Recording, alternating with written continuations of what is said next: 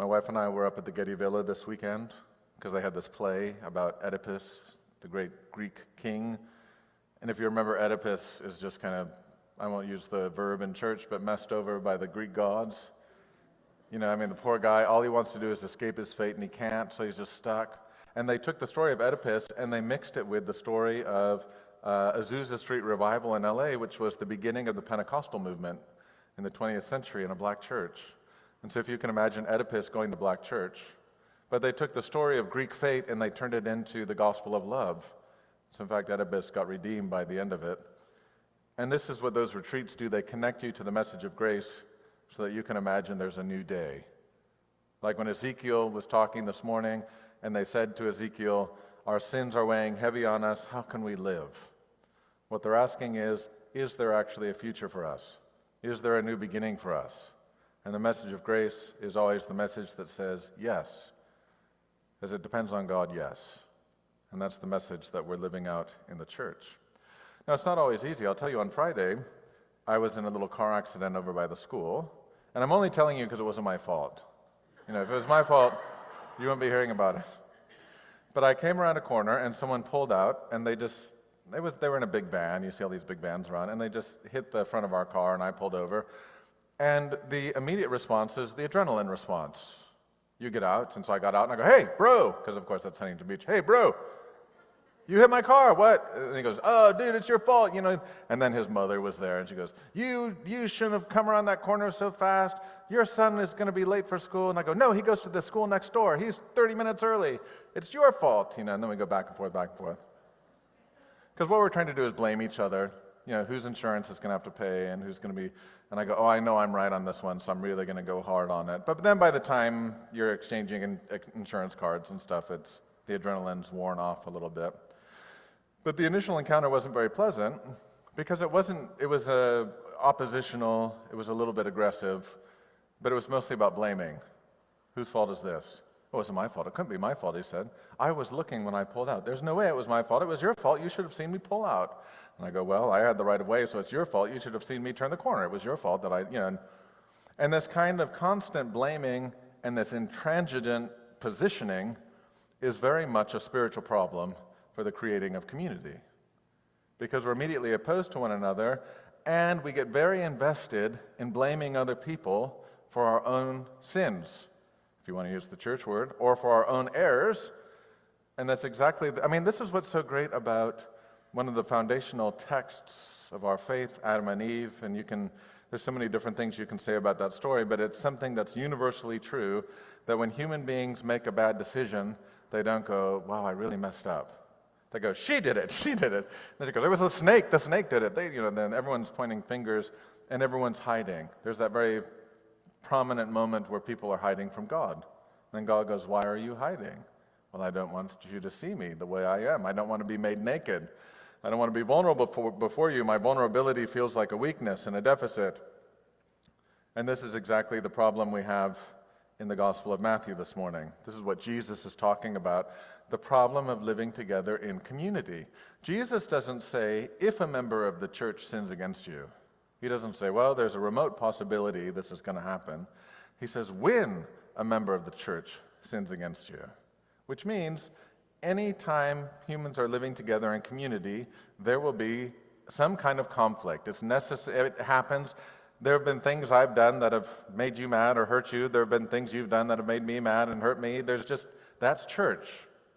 The point of church isn't that you come here to avoid the necessary conflicts of human interaction. The point of church is, what do we do after that happens? This is what Jesus is going to do, is provide a roadmap for the church. This is what Paul talks about when he's talking about waiting for the day to come. It's basically what happens to people of faith in that moment of conflict, and really what happens after that moment of conflict, and what happens when the daylight is allowed to shine in. When we're not so invested in merely holding our own position, but softening the heart, moving past each other, making room for each other in community. Now you'll notice Jesus doesn't say that. He doesn't say, now when a member of the church sins against you, call them out in private, and then they'll go, oh my gosh, what have I done? I'm so sorry. And that's how you solve Christian conflict. You'll notice he says, the people that are used in his examples are the ones who are going to double down on their position. So he says, go to them in private. It just needs to be between the two of you. And you'll notice in Christian conflict resolution, there's a spectrum from private to public. So you'll notice it all starts in private. Go in private and say to the person, this is what happened, or this is why I'm hurt, or this is what you did. And notice it's beyond just feeling, and this Jesus says when they've committed a sin against you, not when this person made you feel bad, or when they annoyed you, but when there's been a genuine injury to the community, and mention it to them. And if they decide, nope, you're wrong, bring in a few witnesses. This is a very Jewish way of handling things. This is why even in Jewish biblical interpretation, they don't just have one interpretation. They'll bring a cloud of witnesses, and all of those are offered as testimony for you to kind of find your way through it. And so witnesses are very important for establishing the truth. So even if you can't establish what happened between these two people, you can establish what happened in the interaction with the two people. And so those witnesses become important anchor points for moving forward. And then if nothing happens, then the church gets involved, and it moves from something private to something public. And then after that, it says, treat them like tax collectors and Gentiles. Now that seems a little bit pejorative. Like treat them like outsiders, treat them like the people who have been cast off. But who are the people that Jesus is constantly bringing into the kingdom? Tax collectors and Gentiles. He could have said prostitutes. I guess he doesn't want to say treat them like prostitutes. He brings them into the kingdom too. I love that Jesus leaves it not with the closing of a door, but with an opening of a door. The conflict is not resolved, but leave the door open for God's mercy to work in their life. You'll notice it's exactly what Paul said when he's talking about love. Love only goes in one direction. We oftentimes look at these words from Jesus and we try and use them to create an excuse not to resolve conflict with each other, not to reconcile with each other, not to forgive each other. But you'll notice that the primary work of the church is forgiveness. This is in fact how you know that you belong to a Christian church, is they're constantly talking about forgiving you, whether it's God forgiving you, whether it's people forgiving each other. And this isn't a kind of cheap grace. And when the church uses that phrase, cheap grace, what we mean is cheap grace justifies the sin, saying, well, it's okay what they did. Just let them go. Otherwise, they're a nice person. They're not that bad. They're a nice person. That's justifying the sin. Grace is justifying the sinner. Grace is taking the whole person and bringing them into the daylight. Grace is bringing forward the possibility that we will not compound injury upon injury. This is why Paul warned us last week about vengeance. This is why Jesus talked to us last week about loving our enemies, because it becomes moving in one direction toward the daylight and not pulling people back into the night, not pulling people back into the darkness. I only had a 3-minute conversation with the guy that hit my car on Friday, but it could have easily just kept amplifying and multiplying. Fine, we'll just call the police. We'll let them sort it out. Then the police go, we're not coming. Is anyone hurt? No, but my feelings are hurt. Well, we're not coming for that. We don't do that. But you'll notice that Jesus is dealing with the question that the people in Ezekiel asked, will there be life for us? And when you've had a relationship that's been broken by sin, someone's injured you or you've injured someone else, the question that gets asked is, will there be life for us after this moment?